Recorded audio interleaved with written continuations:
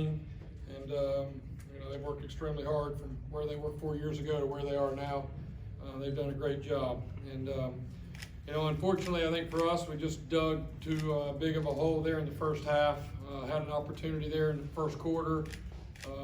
Got off to a pretty good start there, and then had it, I think, 7-7 at the end of the first quarter. And really just second quarter, we couldn't get enough going on offense, and couldn't stop them on defense. And obviously guys are disappointed at halftime. We put a lot into this game and really expected to go out and play better in the first half than we did. But just told our guys, hey, how are we going to respond? Just because we've responded in every other game doesn't mean you automatically respond tonight. And but we're going to find out what we're made of. They're a really good team, and they went out and scored on the first drive there in the third quarter, made it 31-7. And obviously disappointed to let it get to that situation. But again, all I can do is just kind of watch and grade the response right there, and for our offense to go out and score a 75-yard drive after really not doing anything in the first half, and we had less than 40 yards in the first half, and then turn around and go 80 yards for another touchdown. And then my biggest takeaway, obviously disappointed we didn't win the game, didn't play well enough to win the game. Ultimately, the room for error is very small when you're playing a top 5 team like we played today. And we knew that, and we made too many mistakes. But what I'm going to take from this game is our guys having their backs against the wall, 1st and goal at the 3, where they're up. I think at that point they were up 17. So a touchdown pretty much puts the game away. Go up, 24, game over pretty much. 1st and goal at the 3 against the number 2 team in the country.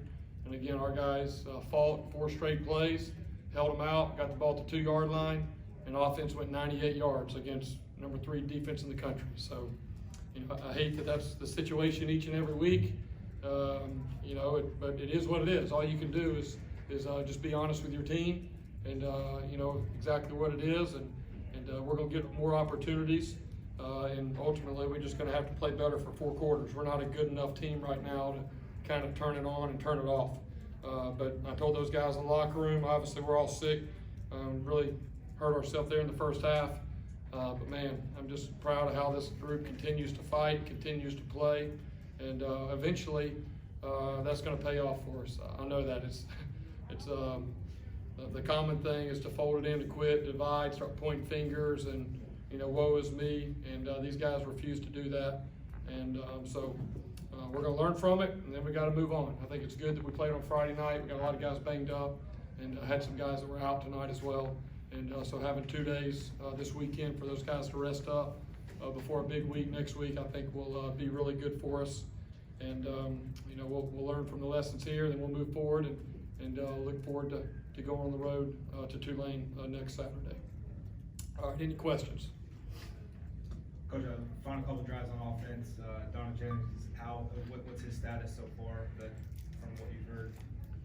I didn't get anything to really know. They just said that he was out, could not go back in. Weaver kind of had a hamstrings, and again, I mean that doesn't make it any better. We lost the game, but just being on the field, being with those guys, and guys get taken out of the game because they're hurt, and Weaver's over there begging to go back in, runs 2 plays, hamstrings bother him, has to come out, wants to go back in. I mean, that's just what I see from this group. That in a difficult time gives me a lot of encouragement. But we don't know on Dono. I got to see him in the locker room, but he'll have to see the doctors, and I'll know more Monday.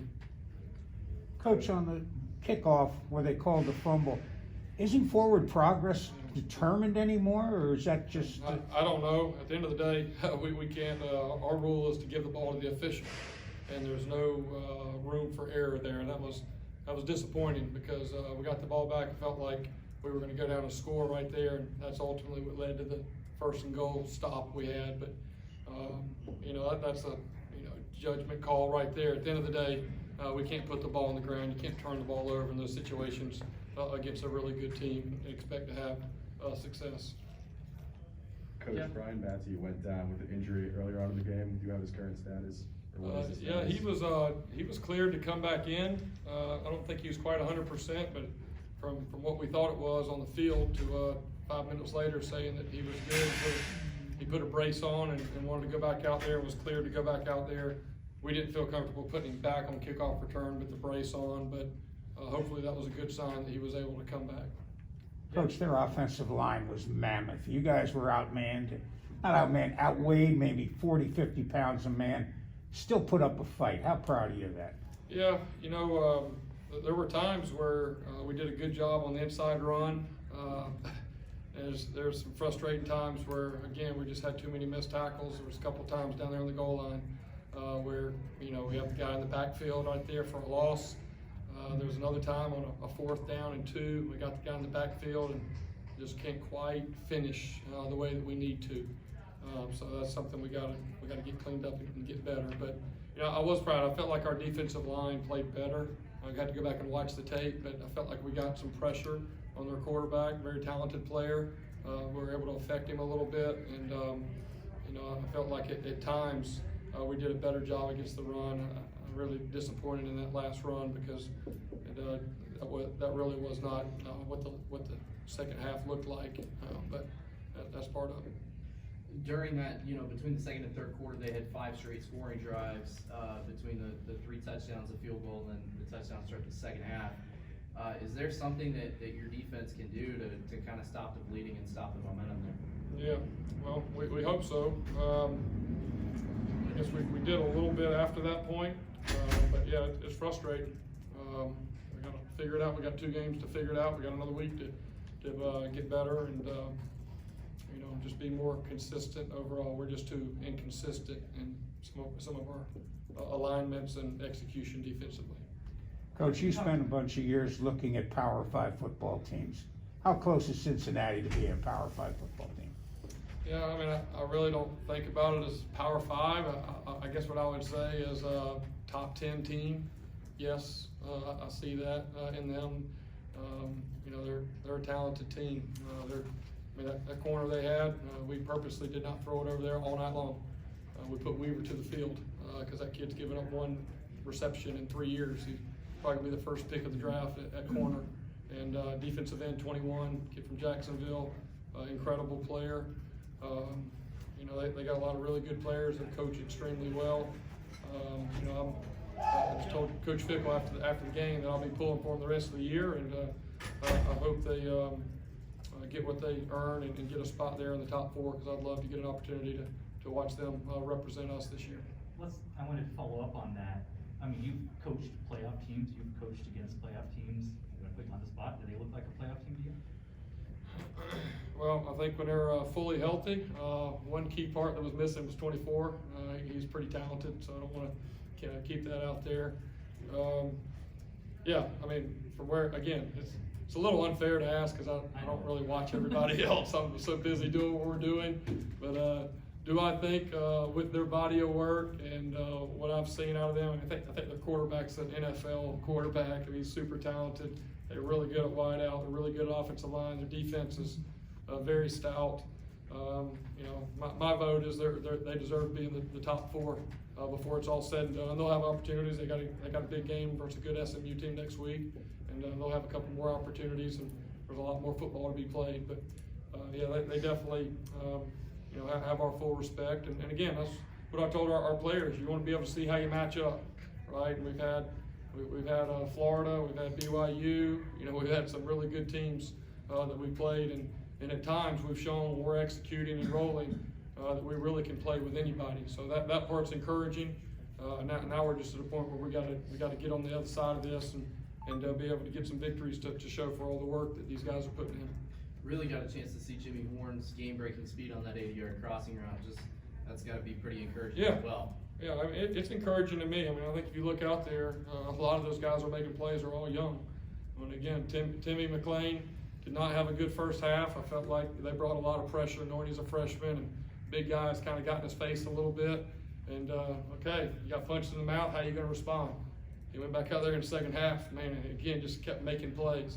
That first touchdown drive we got there in the 3rd quarter was a big-time throw and catch on the 3rd and long, I believe, to lead us down. So I mean, you look at Timmy being a freshman, you look at Jimmy being a freshman, Jaron, you know, Bat. I mean, these guys Weaver's still got a couple years left, so that part's encouraging. You know, that we got a lot of guys that are playing and getting some good experience, and you know, it'll be our time at some point if these guys continue to respond the way they have.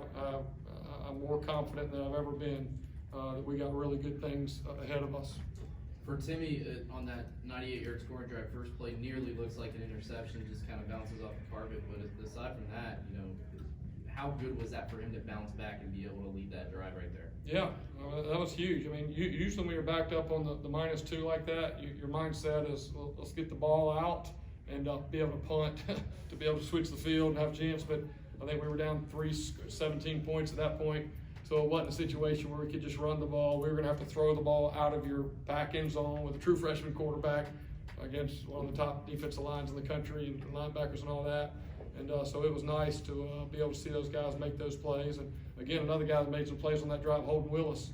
As a young guy, hadn't got a lot of experience yet, but this with Weaver being out, he got in there and made some nice plays. And you know, I'm just seeing a mental and physical toughness by a few of those guys in some situations that they've been in that encourages me.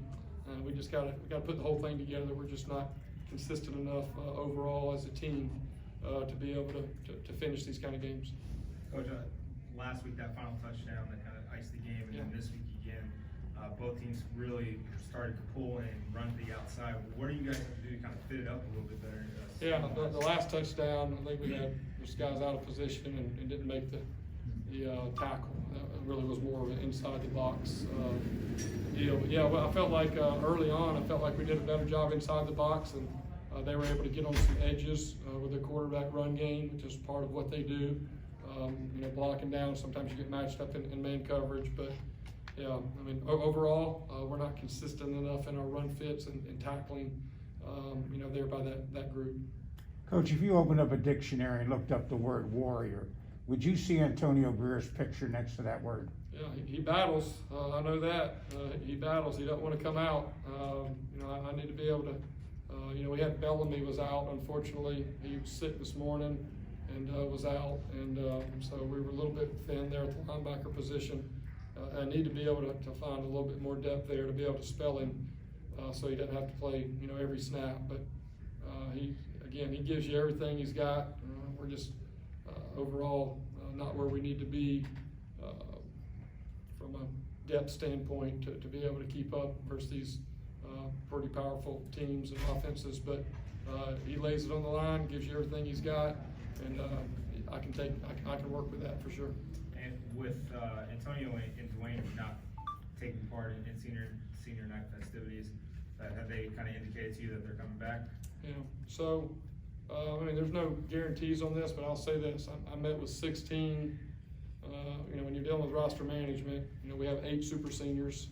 So, if we let everybody have the option to come back, we'd only be able to sign 8 guys, and that's not what we need to do. Each year, we need to bring in 20, 25 guys.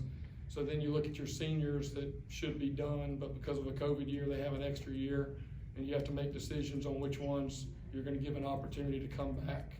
And so for us, it's kind of the guys that are playing starters or second team guys. Those are the guys that we want to invite back.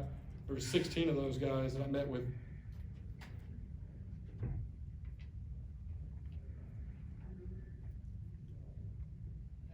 There's 16 of those guys.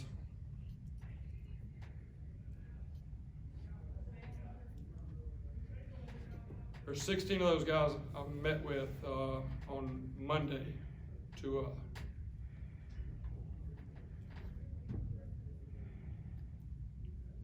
talk about senior day and give them an opportunity to decide if this is going to be it for them or if they want to come back for another year.